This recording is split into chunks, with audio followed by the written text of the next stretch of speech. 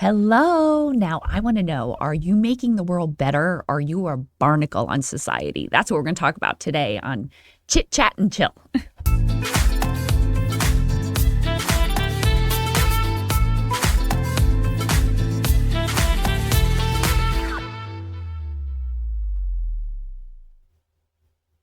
Hello and welcome back. So I'm Antoinette. I'm the owner of Pixel This, which is a full service design firm. So we work on making your brand better or your business better and make it more pleasing and not a barnacle to society. So, and first, before we deep dive into this topic, let me introduce Laura, my co-host.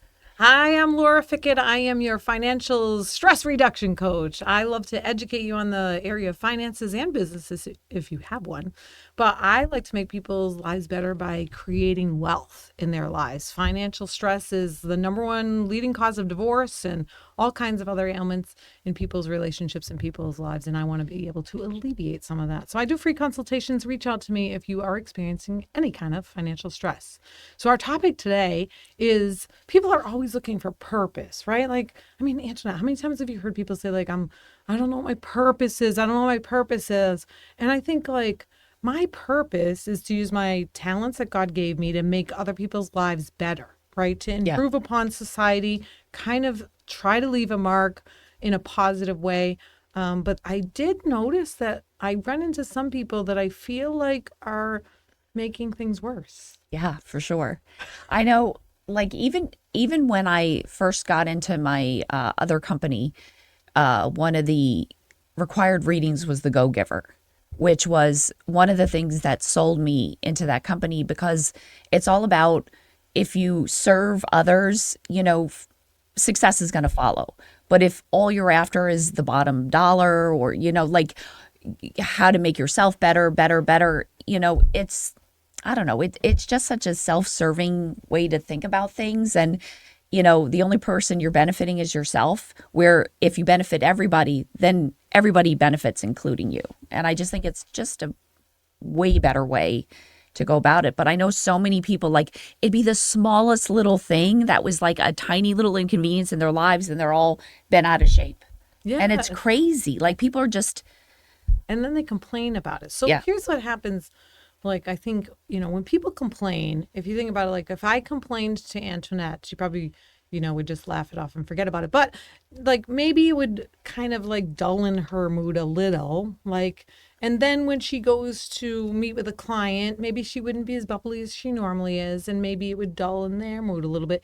And it's like, it spreads like this dark, like creepy, horrible thing, right? But if I'm excited and like I put a smile on her face, then she goes to talk to a client and like she's happy and maybe puts a smile on their face, and then they go interact with their children and and they're happy about it. Like that also spreads. So I wonder, do people consciously think when they're negative or when they're grumpy or when they're rude or when they insult people and call them names, or like, do you realize that you're spreading negativity? You're not spreading happiness. You're not creating good things. You're actually detracting from people's life experience. And we all just have one life. Like I remember telling my kids one time, like, this is my first life too. Like, yeah, I mean, I know they look up to me and obviously I'm older than them, which was a funny thing that happened yesterday. Antoinette and I were out and somebody said, I was saying something about me and my mom, and I totally forgot. Something with me and my mom, and they like, well, your mom's older, and I'm like, yeah, that's usually how it works. Be kind of weird if she was younger. Yeah, no, my mom's younger than me. But it's true, like. It's my first life here too. So like I tell my kids, like I make mistakes and I have to learn from them, and I want to be able to experience joy, and I want to be able to do things in my life. It's my first life too.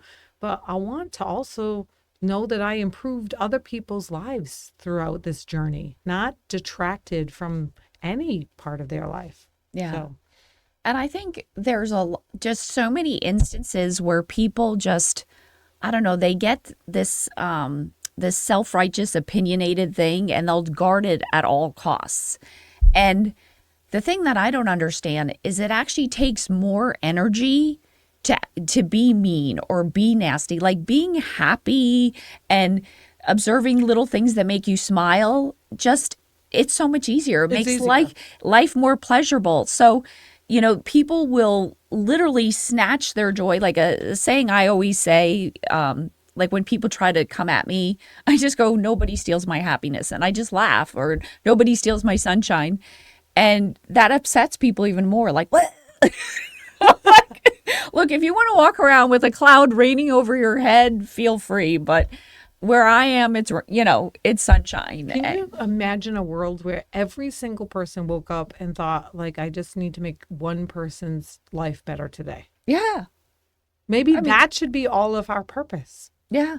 Like, if everybody woke up tomorrow and they all decided, I just need to make one person's life better today.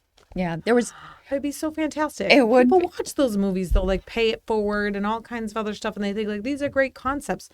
These are concepts that if they start with one person, it can happen with 10 and then 100 and then 1,000 and then 10,000. And then you can make everybody can make a difference. Yeah. Even in one person's life, just make a difference. I know I was dating this one guy and we were kind of on this topic and he was just saying, what's something that you do that brings you joy and not for any other adoration? So there's a lot of things that people do, but then they'll get up and take credit for it or whatever. So his thing is like, he loved animals. Like if there was any animal suffering, he's not looking for a pat on the back or anything. He will literally go out of his way to help an animal. No joke. He literally saw this one dog that was just chained outside being abused. And he knocked on the door. He was a very wealthy guy. He knocked on the door and he said, I want to buy your dog at all costs. You name the price, I'll pay it. And they refused to sell it to him. So he went back the next day and stole it. That is something. Don't try this at home, kids. No, but it was something he cannot, it pains him to see an animal suffer. That is something he's not looking for any other thing than just to make an animal's life happier. And, I was thinking about that too. And I'm like, it kind of brought all these things in my head, but a lot of times I'm so happy and people are like, oh my God, what makes you happy all the time? And I'm like, oh my God, like whether it's raining, whether it's sunny, whether I get to sleep in late or I have to wake up early or like literally everything. And I said, the harder question would be, what makes you sad? And they go, okay, well, what makes you sad? And I'm like, I'm going to have to think about this. And I literally went home and I gave it some thought. And I'm like, the only thing that I came up with is if somebody intentionally, and that's the key word, hurts another person or animal. Oh, yeah. Like that just pains me. Like that's the one thing that will literally I do not enjoy it. When people insult each other, when I see bad things happening. No. I do not. I know misunderstandings happen, and sometimes, like they say, the road to hell is paved with, good intentions. Like a lot of times people they just don't think things through and things go haywire. So that's not going to get me upset. But when somebody literally sets out, I'm going to harm this person for my pleasure or whatever, I just think is a horrible thing. The younger me would act, and the me now is like, God, fill me with the Holy Spirit, because when I'm empty, bad things are happening. But yes, and my youngest son reminds me, it's not the Laura is my shepherd, it's the Lord is my shepherd. You're supposed to lead people to Jesus, not try to handle it yourself. Yeah. But yes, it makes me very unhappy. I wouldn't say sad. I would say more angry and filled with horrible feelings when I see injustice or betrayal or any of those kind of bad things. Yeah. But I challenge everybody, just if you woke up tomorrow and you said what can I do to make one person's life better today, whether it's your kid's life or your spouse's life or somebody at work or somebody at the coffee shop, just try to make one person's life better today. You're gonna find that by giving, you are receiving. Yeah. I remember I went out to a store. I was at my river house, went out to the store. When I drove back, I saw a car in the neighborhood, leaving the neighborhood, that I don't recognize. And so we're 3 miles off the main road, and we're deep in the woods, and there's not a lot of cars on this road anyway, because it's kind of dirt. And I didn't recognize the car. And as I'm driving back to my place, there's a a dog that's like starved, and it was Oh, going to be really cold that night. It was over a year ago, and I thought, oh my gosh, I bet you that car like dumped this dog here because it wasn't there 20 minutes ago when I left for the store. So I got out and I enticed the dog into the car with a Dorito, which is a whole nother thing. But like, it was afraid and it was like so oh, little and it had like a lot of fleas on it and whatever. And I just instinctively, because I'm a mother, I brought it to the house. And my husband's like, seriously? I roped him into taking care of this dog, and then we brought it home with us and worked to find it a home. And my youngest son wanted to keep the dog, and we said, okay, well, if you can take care of it, then you can keep it. Well, he couldn't take care of it, and we found it a great home. This guy that lived alone, he's a good friend of mine. He had actually kind of been looking for a dog, and the second he met her, like he fell in love. oh, And now they have been like inseparable for a year. And so like I think to myself, I didn't intentionally set out to make his life better, but by helping this animal that could have died that night, and by doing the right thing, like I like to think that we improved his life. yeah. And I don't tell people that story ever really to get accolades, but it's a scenario where like I feel good that his life is better because, and the dog's life is far better. Oh my gosh, Yeah. she's so spoiled now. It's crazy. But doing those good things does give you purpose. And so for everybody that's out there looking for purpose, it doesn't have to be this grandiose, like, oh, I need to be the CEO of PepsiCo or whatever. Like, this can be part of your purpose, is just make somebody's life better every single day. Yeah, and I think when you're so like self-centered and not to I don't know. I don't want to go you're self-centered if you're not doing things for people, but when you're self-focused, maybe that's a better way. When you're focused like, oh, you actually become more depressed. Like I find most people that are suffer from depression or have all this problem, they're not usually the type of people that are sitting there helping their community or helping that. That is like a natural high. Like you get happy, you get joy. And the other thing I just want to note too is like when you're giving to other people, don't be doing it so you get the pat on the back. Like if you, a lot of times I see in relationships where they're like, I give and they never do anything or whatever, but you're keeping score.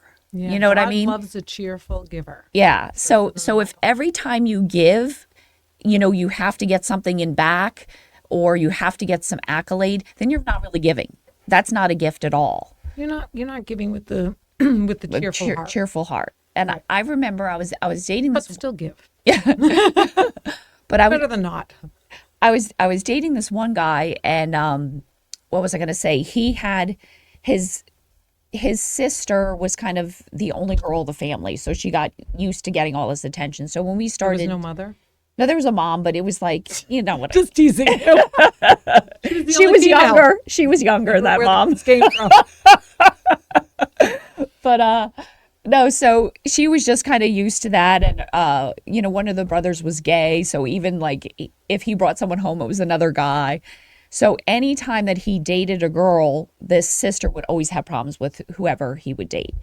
So he kind of warned me about her. And then sure enough, like she would just start little things. And then it got to this, I don't know, this thing where we were fighting and he goes, and you don't even like my sister. I go, I don't have any problems with your sister. If she has problems with me, that's on her, but I really have no problems with her.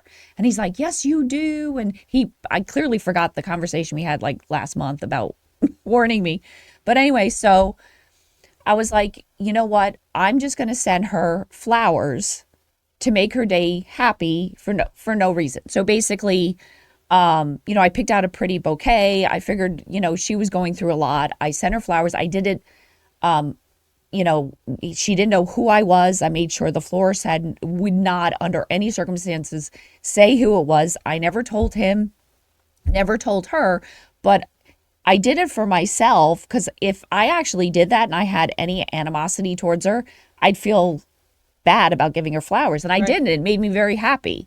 So again, if you ever have an issue, I think that's a great rule of thumb. Like if you have an issue and you want to test your attitude towards it, do something giving with no, like secretively. And that's a great way to just, Yeah. as a rule of thumb.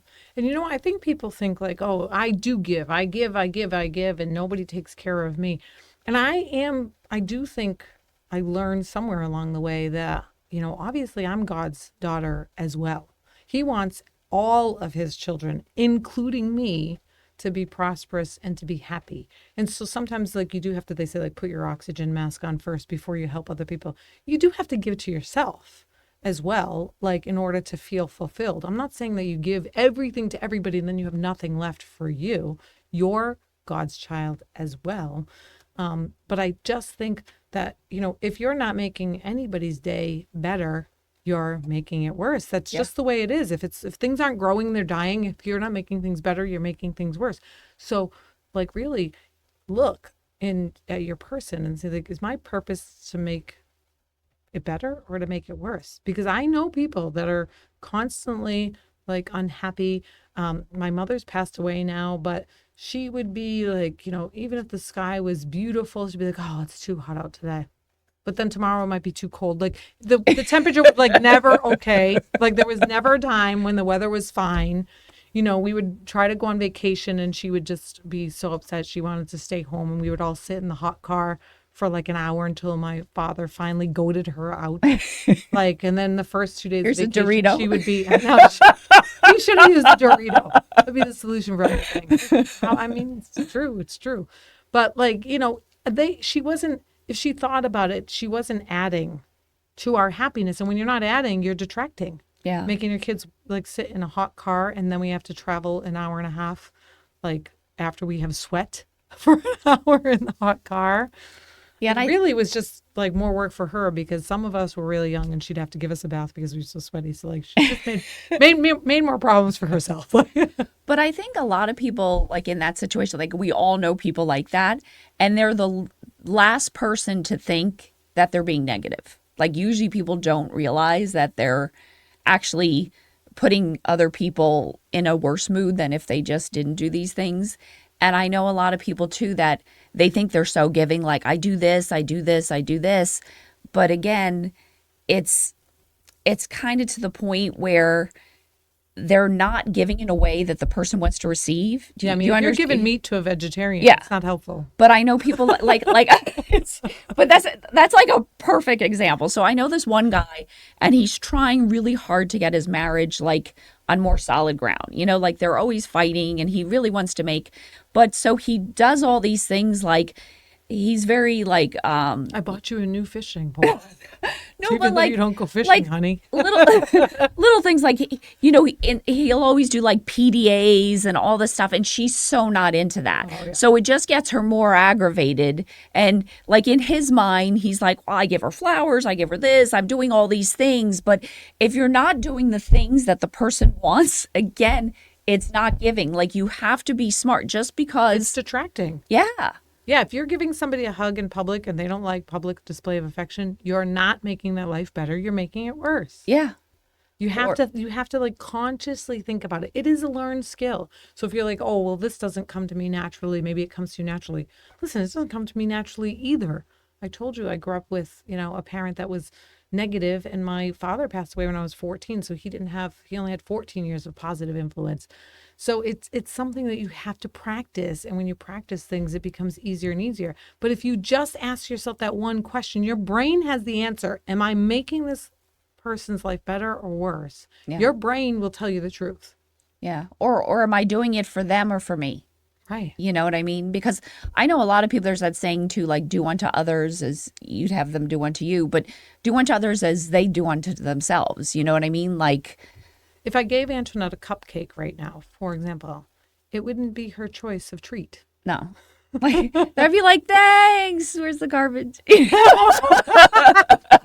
And then I'd feel like, oh my God, now I have to do something for her. And yeah, do I have did I make like, her life better by giving her a cupcake? No, because now like she feels bad about throwing the cupcake away because she doesn't actually want to eat it. If she eats it, she's going to feel bad because I know she doesn't like cupcakes.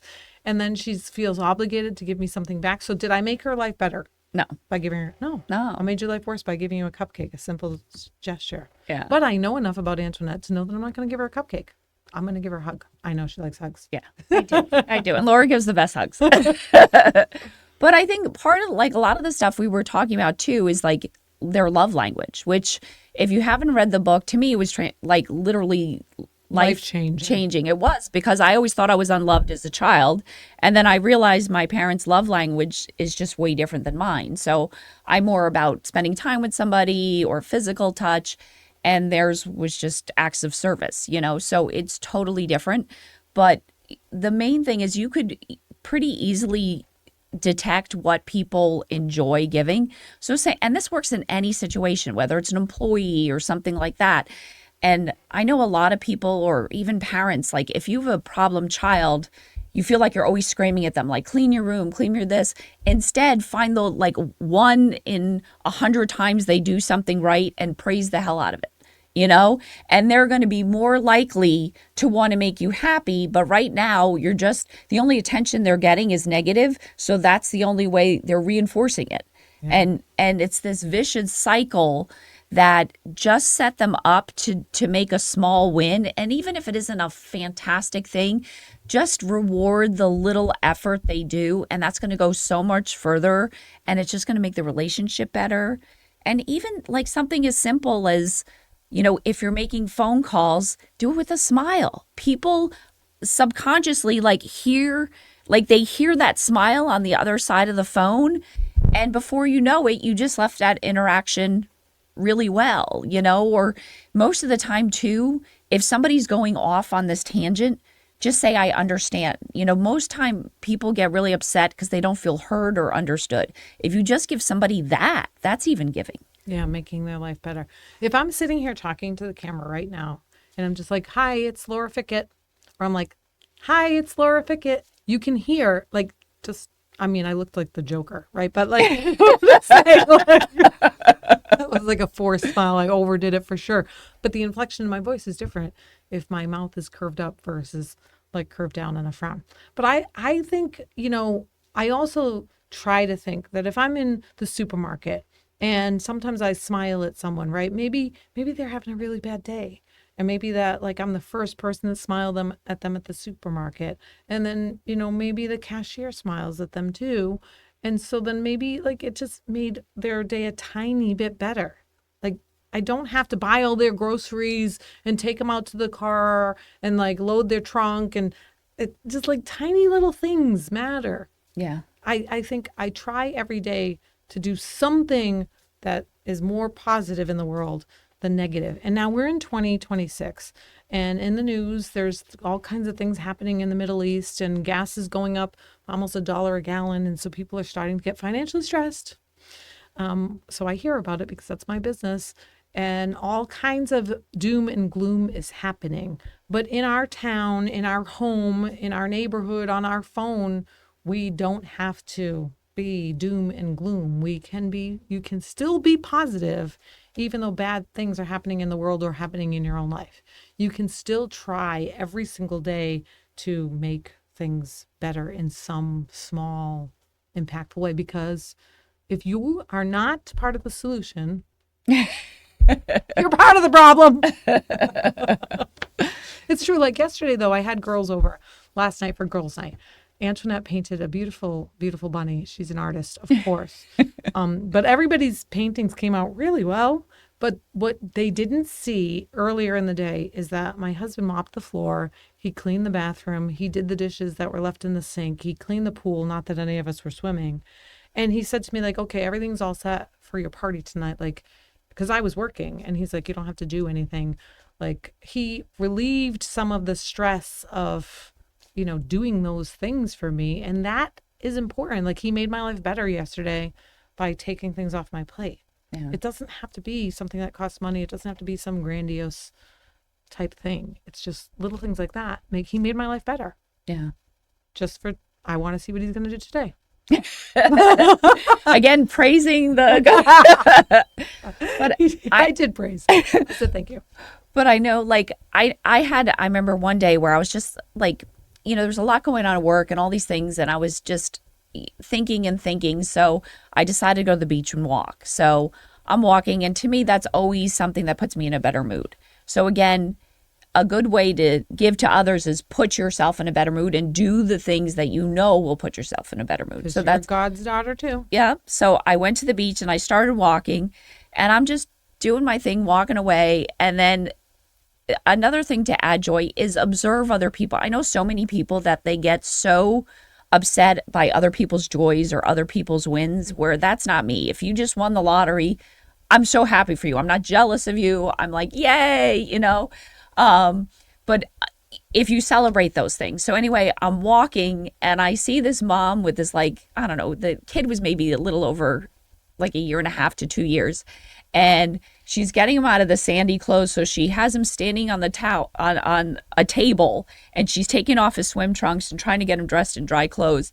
And the kid's just bouncing up and down, and he's patting his big belly, and he's like, ah, ah, ah. And the mom's like trying to like have him calm down and to me, I was like I couldn't even tell you that I was upset before. That one little thing, just observing that, put such a smile on my face. So happy, yeah. And then, I just saw this little 2-year-old's joy, and then that just made me spread it to everyone at the park.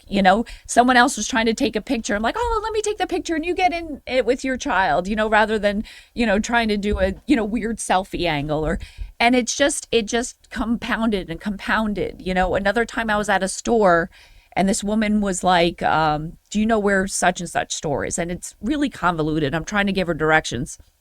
And you could tell she was really confused. So I said, you know what? I'm actually going over there myself. Why don't you just follow me? Of course I wasn't going there, but what is it for me to hop in a car? I drove to the store, then I had to pretend I was looking at something for like 30 seconds, then I bolted. But that took, 10 minutes out of my day, and this woman might have been lost for hours. Yeah, that's true. Like, you made her life better that day. Yeah. You don't know her. You don't gain anything from her. I'll never see her again. But like, you made her life better. I mean, that's so important. And I thought about this topic because of the word choose joy. I'm not going to tell you why. It's a pretty funny story, but my friend last night had a shirt on that says choose joy. And I have one that says choose joy too. And that's why I thought about this topic, because if you choose joy and you choose to make the world a better place, if we all woke up tomorrow and did it, yeah, that would be so amazing. Well, I think that could be your purpose.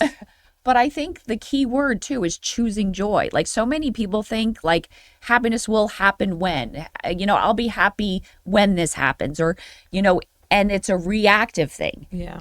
Choosing joy means you yourself are deciding to be happy, today, to be joyous today.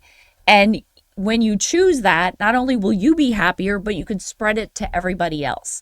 And I think that's where most people screw up. Like, I can't be happy. I got cut off. I got a speeding ticket and this happened. Those are just things. And I can tell you from that child example, if you are one of those people that you're like, oh, I'll be happier when they're older, and I'll be happier when I'm retired. And now, no, the time when they're wriggling and you can't get the sand off of them, choose to be happy then, because in a blink of an eye, they'll be older.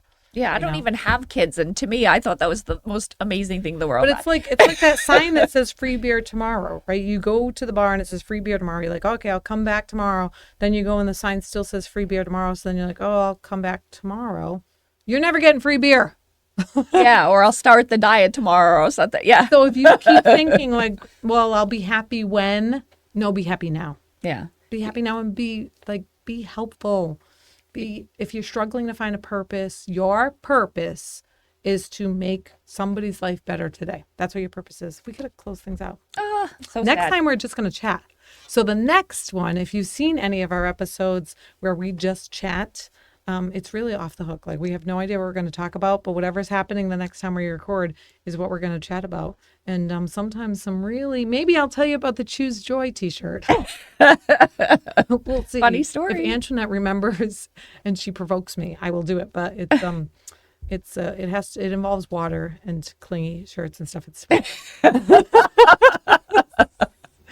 so we got to go. And so I'm going to close this out here. Until we see you again and we chat with you, try tomorrow morning, wake up and say, whose life can I make better today? And if we all do it, it's going to be such a better world. Until then, though, never stop learning. And never stop laughing. And don't stop with one person. See you soon.